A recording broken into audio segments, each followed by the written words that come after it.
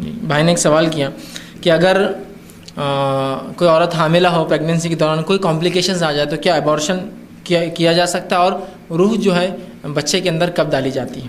تو دیکھیے سب سے پہلی چیز تو یہ کہ بچے کے اندر ماں کے پیٹ میں روح 40 اور 40 دن، جب رسول اللہ فرماتے ہیں حدیث میں 40 اور 40 دن جب گزر جاتے ہیں تو اللہ ایک فرشتے کو بھیجتا ہے جو روح لے کر آتا ہے، روح پھونکتا ہے اس ماں کے پیٹ میں اور پھر 4 چیزیں لکھ دیتا ہے.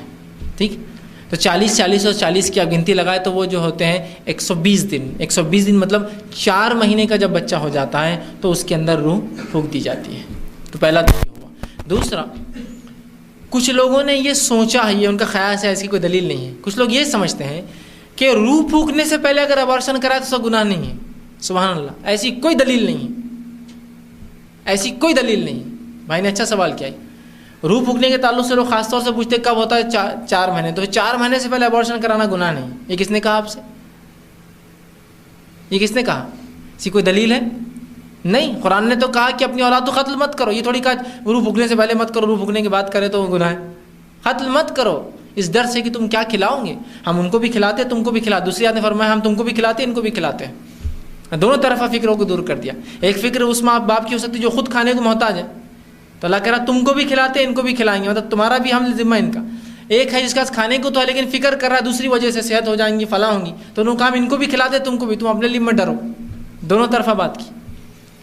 تو 4 مہینے کا جب ہو جاتا ہے ماں کے پیٹ میں بچہ، جب روح پھونک دی جاتی ہے، لیکن اس سے پہلے اور اس کے بعد دونوں میں ابارشن کرانا غلط اور حرام ہے، سوائے اس کے کہ بھائی نے سوال کیا کب کرایا جا سکتا ہے. یاد رکھیے اگر کوئی ایسا میڈیکل کمپلیکیشن آتا ہے جو کمپلیکیشن واقعے میں شرعی اعتبار سے کہا جائے گا کمپلیکیشن ہے، جو آپ کا منمانا، ہمارا منمانا، ہمارا گڑھا ہوا یا جس کو ہم کہیں گے لوگوں کا بنایا ہوا ہو، وہ نہیں چلیں گا. میں ایک واقعہ سناتا ہوں کہ ایک صاحب کو کسی نے مطلب ان کی بیوی کو جو ہے لے کر گئے دواخانے، تو سونوگرافی کی تو ڈاکٹر نے بتایا کہ ان کا جو ہے لڑکی ہے. سب سے پہلا تو سوال یہ ہے، یہ کام کرنا ہی نہیں چاہیے ڈاکٹرس نے. لڑکی ہو لڑکا ہو آپ کو بتانا نہیں ہو. یہ ایک انسان کے تقوی اور پرہیزگاری کے لیے بھی اچھا ہے اس کی، ورنہ کیا ہوتا ہے کم ایمان والا ہے، شیطان اس پر حاوی ہے، ارے لڑکی ہے پہلے تو 2 لڑکیاں ہو گئے 3 لڑکیاں ہوں گے فلاں ہو گئے. ٹھیک ہے، کچھ بھی ہو سکتا ہے. پھر انہوں نے یہ بتا دیا اس میں کچھ کمپلیکیشنس ہیں.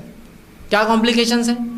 لگتا ہے اس کا ہونٹ برابر نہیں ہے، لگتا ہے، سب گمان ہے، ظاہر سی بات ہے، کوئی بھی ایگزیکٹ نہیں ہو سکتا، اپروکسیمیشن نہیں ہو سکتا مشینوں کے ذریعے. لگتا ہے اس کا ایک ہونٹ خراب ہے، لڑکی پھر اس پر ایک ہونٹ خراب. دیکھیے آپ کی مرضی بولے. سبحان اللہ.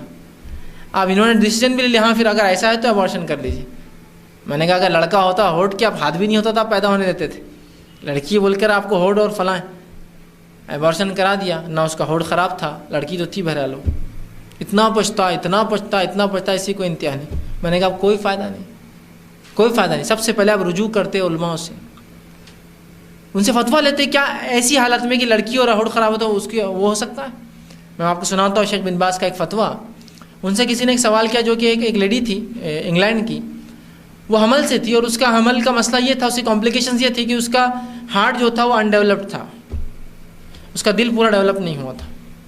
اس بچے کی آنکھ پہ اسکن بھی نہیں تھی، جلد بھی نہیں آئی تھی، اور وہ ایسی پیدا ہونے والا تھا. ہوتے کچھ بچے کو جلد نہیں ہوتی آنکھ، اس کو جلد نہیں تھی، اس کو ہارٹ وہ تھا.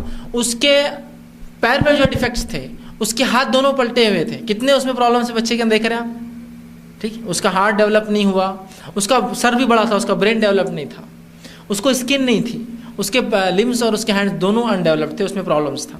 اس نے شیخ بن باز کو لکھی کہ مجھے فتویٰ چاہیے، کیا ڈاکٹرس یہاں کہہ رہے کہ ابارٹ کر دو، اس کو پیٹ میں رکھ کر پال کر بھی فائدہ نہیں ہے، پیدا ہونے کے بعد مر جائیں گے. شیخ بن باز نے اس کو جو ہے جواب دیا، اگر وہ زندہ ہے تو پیدا ہونا اس کا حق ہے. پھر اس کو ہارٹ ہو نہیں ہو، برین ہو نہیں ہو، اس کے ہاتھ زندہ ہے تو پیدا ہونا اس کا حق ہے. اگر مر جاتا ہے تو پھر الگ شکل ہے. اگر وہ پیٹ میں ان کمپلیکیشنز کی وجہ سے ڈیتھ ہو جاتی ہے اس کی، تو ظاہر سی بات ہے پھر تو اس کو پیٹ سے باہر نکالنا پڑے گا، اس لیے کہ ماں کی زندگی کا سوال. لیکن اگر وہ زندہ ہے ابھی تو پیدا ہونا اس کا حق رہے گا. سمپل بات ہے، اس لیے کہ اس میں جان ہے، اس کے ہارٹ ڈیولپ ہو مت ہو، اس کی اسکن ہو مت ہو، کچھ بھی ہو، زندہ ہے نا، ختم. زندہ ہے تو پیدا ہونا اس کا رائٹ ہے، اس کا برتھ لینا. پھر پیدا ہونے کے بعد دیکھیے آپ کے پاس پیسہ ہے نہیں ہے، کوئی مدد کرتا نہیں کرتا، علاج ہوتا ہے، وہ سب بات کی باتیں ہیں. ابھی اس کا حق پیدا ہونا ہے، وہ پیدا ہوگا. تو یہ سب پرابلمس نہیں ہیں، ورنہ یہی ہوتا ہے ڈاکٹر بول رہا فلاں ہے، ڈاکٹر کون ہوتے بولنے والے؟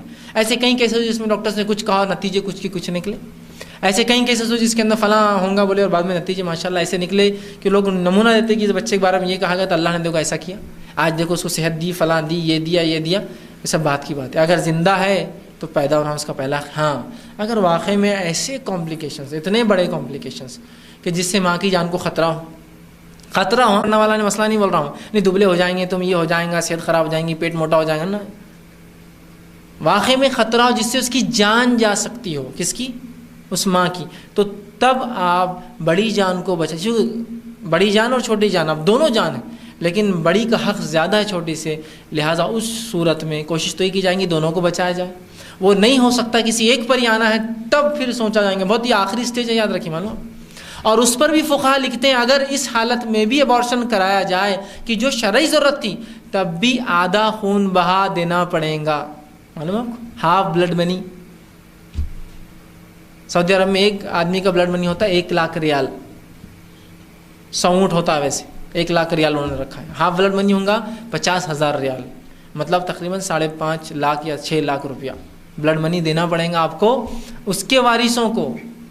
اگر ماں بھی چاہتی تھی ہو تو ماں بھی اس میں سے حصہ دار بنی، اگر ماں نہیں چاہتی کہ وہ ہو اور تو مجبوری میں بھی وہ کہہ رہے ہیں کہ آدھا خون بہا دینا پڑے گا آپ کو، اس حد تک لگائے تاکہ لوگ ابارشن نہ کرا بنا کسی وجہ کی۔ اور اگر جانتے پوچھتے کرتے ہیں کہ پتہ پھر بھی کیا تو ڈاکٹر کو، اور اگر ماں شامل ہے تو ماں کو، اور باپ شامل تو باپ، تینوں کو مل کر آدھا خون بہا دینا پڑے گا اس ہونے والے بچے کے وارثوں کو۔ اب اس کا وارث کون بنے گا؟ ماں باپ تو خود اس میں شامل ہے قتل میں، تو اس کا وارث جو بنے گا، اس کا دادا زندہ ہوگا دادا بنے گا، یا اس کا جو ہے دوسرے بھائی بہن ان کو وہ جائیں گا وارث ہو جائیں گے، اسے ان کو دینا پڑے گا آپ کو خون بہا، معلوم آپ کو اتنا سخت کیا ہے اس پہ قانون۔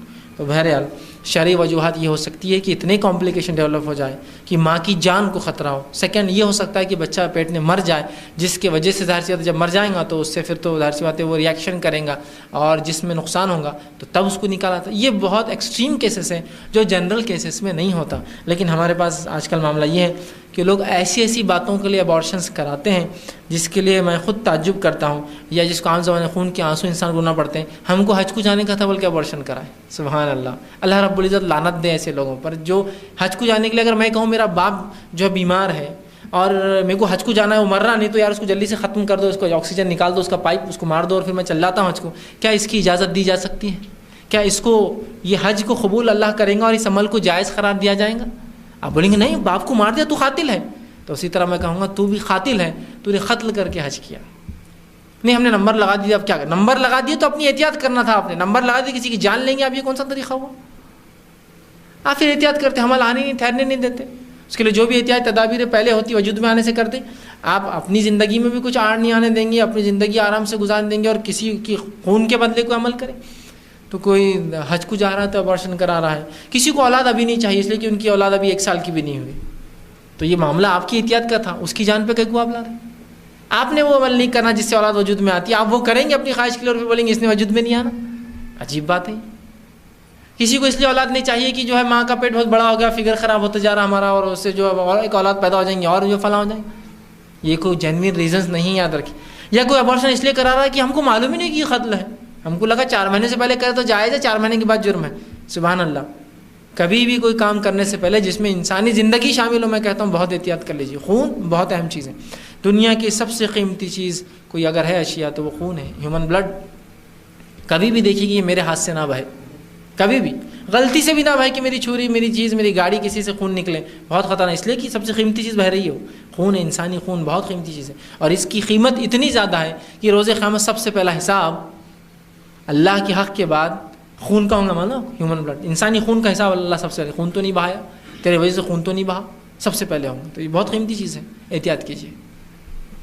تو اس معاملے میں جو ہے بہت کمپلیکیشن اگر ہو جائے تو سب سے پہلے آپ عالم سے فتویٰ لیں گے، اس کے بعد آپ ڈاکٹر سے رجوع کریں گے، اور ایسے 2 ڈاکٹر ہوں گے جو مسلم اور ماہر ہو اپنے فن کے، جو گواہی دیں گے ہاں یہ کمپلیکیشن ہے، اس پر آپ فتویٰ لیں گے اور پھر وہ کیا جائے گا۔ یہ صرف پرسنل ڈیسیجن نہیں ہے کہ آج لے لو وہ لے لو، اور ڈاکٹر سے بھی کہوں گا کہ لوگوں کو جو ہے وہ مسلمان ڈاکٹر ہے تو راغب کرے پہلے علماء کی طرف، یا واقعی میں شرعی اعتبار خود کی سوچ کے اعتبار سے نہیں۔ ایک صاحب ایک دن ایک مرتبہ ایک ڈاکٹر صاحب ایک خاتون آئی اور کہا کہ میں حمل سے ہوں، کیا کروں؟ تو ڈاکٹر صاحب بولے ارے گرا دو اس کو، بڑا بچہ کتنے سال کا ہے تمہارا؟ تو بولے 1 سال کا ہے، تو وہ گرا دو، اس کو ضائع کر دو۔ میں نے کہا اس کی آپ کے پاس کیا دلیل ہے؟ انسانی جان کی بات کر رہے ہیں، اب اتنا آسانی سے بول دیا آپ نے۔ تو کہا حدیث میں کہتے اللہ کے رسول نے فرمایا کہ اگر بڑے بچے کی تربیت نہ ہو سکے اور چھوٹے اولاد پیدا ہو رہے تو اس بڑے کو گھوڑے پہ رکھ کے لات مار دو۔ میں نے کہا اچھا یہ حدیث کہاں کی ہے؟ لیکن نہیں بس ایک عالم صاحب نے بولے تھے۔ میں نے کہا ایسا تو کوئی بھی میرے کو بول سکتا تم کو قتل کرتے 1 کروڑ روپے ملیں گے، کر دوں؟ نہیں حدیث ہے۔ تو میں نے کہا کوئی حدیث ہے تو حوالہ، گھوڑے پہ بٹھا کے لات مارو۔ اچھا میں بولا چلو اس حدیث کو اپن، یہ کوئی حدیث نہیں یاد رکھی ہے، انہوں نے اپنے دل سے بول دی تھی، اگر اس کو میں نے کہا حدیث مان لیتا ہوں، چلو میں نے مان لیا یہ حدیث ہے، سمجھ لو مان لیا تمہاری بات کی، تو پھر بڑے بچے کو گھوڑے پہ بٹھا کے لات مارنا، چھوٹے پیدا ہونے والے کو مارنا کہاں ہے؟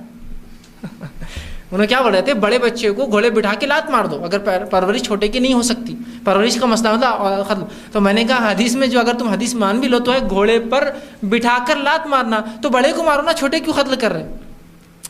اگر حدیث ہے بھی تو لاجیکل ریزننگ نہیں نا۔ جج یہ ڈیسیجن دے رہا ہے کہ جو بڑے فلاں جو شخص ہے جو بڑا بھائی ہے کسی کا، اس کو قتل کر دو، آپ بول رہے ہو بڑا مل رہا نہیں تھا تو ہم نے چھوٹے کو لا کے مار دی، چلیں گا کیا؟ یہ چھوٹا نہیں ملا تھا اس کے باپ کو مار دی، لیا کہ جو مجرم تھا اس نے نہیں ملا اس کے باپ کو قتل، چلیں گا کیا؟ نہیں اس کا باپ نہیں تھا، اس کو جڑوا بھائی تھا، اس کو قتل کر دیا ہم نے، چلیں گا کیا؟ نہیں چلیں گا۔ نہیں وہ شوہر نے کیا تو بیوی کو لٹکا دیا ہم نے اس کے بدلے، چلیں گا کیا؟ نہیں۔ تو وہی پوچھ رہا ہوں۔ تو میں نے کہا پھر اس میں الفاظ ہیں گھوڑے پر بٹھا کے بڑے کو لات مارو، کوشش کر کے دیکھو نا، گھوڑے کھڑے کرو بڑے کو لات مارو، مرتا کیا ہو؟ ہاتھ پیر ٹوٹیں گے، تم کو پالنا پڑے گا اس کو۔ تو سمجھو اگر حدیث ہے بھی تو وہ لاجک نہیں نا، آپ بچے کو چھوٹے کو قتل کرنے کے بولے بڑے کا، اور ایسی کوئی حدیث نہیں ہے۔ لیکن انہوں نے اپنی ڈیسیجن لے لیا، اپنی ان کی منمانی حدیثیں، ٹھیک۔ تو یہ بہت اہم چیز ہے، آپ بغیر جو ہے رجوع کرے کے، اور اس پہ 2 ماہر ڈاکٹر گواہی دے کہ اس کی ضرورت ہے، اور مسلم ہو، مسلم نہ ہونے کی صورت میں غیر مسلم گواہی لی جائیں گی، اور پھر اس پر عالم فتویٰ دے۔ لیکن عموماً ایسے ڈیسیجن ہم سیلف لیتے ہیں، باقی ڈیسیجن بڑے ہم آتے ہیں، میری نماز قبول ہوئی نہیں ہوئی، میرا حج یہ فلاں، یہ ارکان ہیں، یہ جو ہے یہ بندوں کے حق زیادہ اہمیت رکھتے ہیں، مانو اللہ کے حق کے سامنے یہ زیادہ ہے، اس لیے کہ اللہ کا حق تو دینا ہی ہے ہم کو، بندوں کے حق بھی اللہ نے مانا، اور دونوں ہو بہو ہوتے ہیں کہیں کی جگہ، بھلے کہیں کی جگہ تو اللہ نے ان کو اور اونچا کر دیا ہے نا، بندوں کے حق کو اپنے حق سے اونچا کرا، کہا وہ شخص نماز کو نہ آئے جو لہسن اور پیاز کھا کر مسجد آئے، کیوں؟ بندوں کا حق مارا جاتا ہے نا، بدبو آتی ہے منہ سے، تو بندوں کے حق کو تو اللہ کے حق سے اونچا کر دیا، نماز کو مت جاؤ مسجد میں، دیکھیے بندوں کے حق اونچے بڑھا دیا نا، بندوں کے حق کی اہمیت بتا دی نا زیادہ، تو بندوں کے حق بڑے اہم ہوتے ہیں، تو یہ ایسے نہیں ٹالے جاتے، اس میں بہت احتیاط کرے، مشورہ لے، اور ایک صحیح ڈیسیجن میں پھر پہنچ کر دل میں برا جانتے ہوئے کراہت کے ساتھ، برائی کے ساتھ یہ کام کرے۔